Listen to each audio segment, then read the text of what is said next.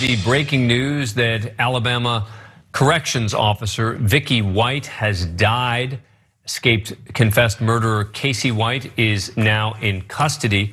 The breaking news about Vicky White coming about 3 hours or so after it broke that the two had been involved in a crash with the authorities who had been chasing them. They'd been on the run for almost 11 days. U.S. Marshals had just released photos of that truck you just saw with pictures of Casey White in Evansville, Indiana, said to be abandoned at a car wash. Minutes later, we heard there was some kind of a chase. The sheriff saying that the two were basically chased in a black Ford F-150. This dramatic manhunt that happened I remember when this first started, 11 days ago, this whole thing started, and we did it on the show. I knew this was gonna go crazy, and I knew from the beginning this was craziness happening. Vicky White and Casey White, the convicted murderer there, Casey White, did survive, but Vicky White apparently did die from a self-inflicted gunshot wound. Let's get some details of how this entire manhunt and chase ended. So before this crash ensued, officers conducting surveillance spotted Vicky White exiting a hotel with a wig on. That's according to U.S. Marshal Matt Keeley. Then she and Casey White got into a car and drove away.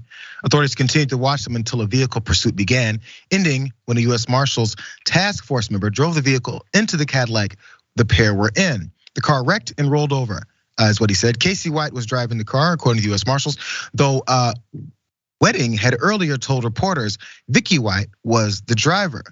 Officers were able to remove the inmate from the wrecked car, but Vicky White was pinned inside with a gunshot wound to her head. Casey White reportedly told officers, "Y'all help my wife. She shot herself in the head and I didn't do it." That's according to Keeley. And also to their knowledge, Casey White and Vicky White are not married. They just have the same last name. It's been the case from the beginning. So Casey was arrested again. So as you brought in there, and Vicky is no longer here. She was taken to the hospital and she died from her injuries once she was there. And also the sheriff that worked with this, he was upset and sad, and he said he's still looking for more answers. Let's watch what they had to say. The Lauderdale County, Alabama Sheriff Rick Singleton joins us now. Thank you very much for coming back on the show. We appreciate it. All right, so I know that you had wanted answers from Vicky White, but your reaction now to the news that she has died? Well, it's obvious now that the questions we had will never get answered. I found out about Vicky's demise just shortly before we came on the air. In a facility like ours, a small facility, I think we got 48 employees in the detention center. She was the second in command. She knew every employee down there. And it's like family. And in spite of all that's transpired, I know our employees are gonna take this very hard. She was a friend to them. We're still awestruck as to why she would have pulled a stunt like this. As I said, we'll never really know now. Something like this. As I've gotten older, you meet more and more people and see where their lives go. And this sheriff was talking, I think it's the sheriff that was talking about how they felt they knew her. Do you ever look side-eye at some of your friends and be like, I feel like she could pull a Vicky White? Like, this is crazy.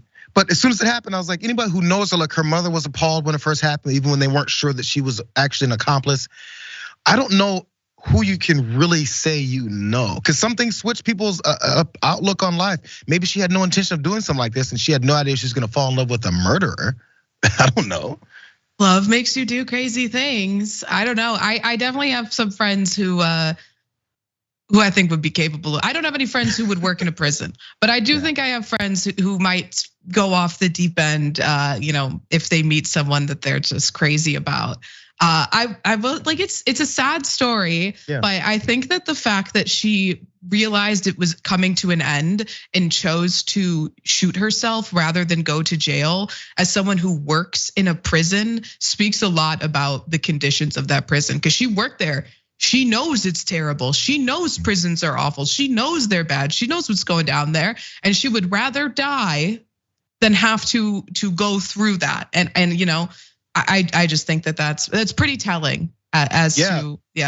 I've heard stories about how a lot of prison guards many times are depressed or hate their life because they're basically working in a prison every day. You're kind of there. That's the majority of your time if you're working to the degree that everyone figures you are. she wanted to get the hell out of there. She wanted to get him the hell out of there. And then for some reason, this was the plan. I'm not sure if they really thought they'd get away. I think she sold her house. All this stuff happened. It was a lot of an elaborate scheme here to get through this. But let's jump down to Graphic 8 to talk about what it is that Casey White then's gonna have to go through. Because I was wondering, is this up his charges? Is he suddenly gonna be considered like an accomplice in her death? All this type of stuff. Let's look what they're gonna do with him. So Singleton said that Casey White, who's 38 years old, will be brought back to Alabama. The inmate faces previous murder charges. Vicky White, who's 56, was first charged with permitting or facilitating escape in the first degree and was later facing additional forgery and identity theft charges. He will be in a cell by himself, is what Singleton said. He will stay in handcuffs and shackles while he's in that cell. And if he wants to sue me for violating his civil rights, so be it. He's not getting out of this jail again. I'll assure you of that. Well, hope we can take his assurances as fact, because he did need help at least the first time. I don't know who else he's buttered up or who else he's ingratiated himself with. Hopefully no one else, and maybe they'll keep him in this whole situation. But I doubt he'll be able to keep him tied up and chained. But we'll see where that goes next. I don't think many people are going to really care much about this guy's point of view from now on.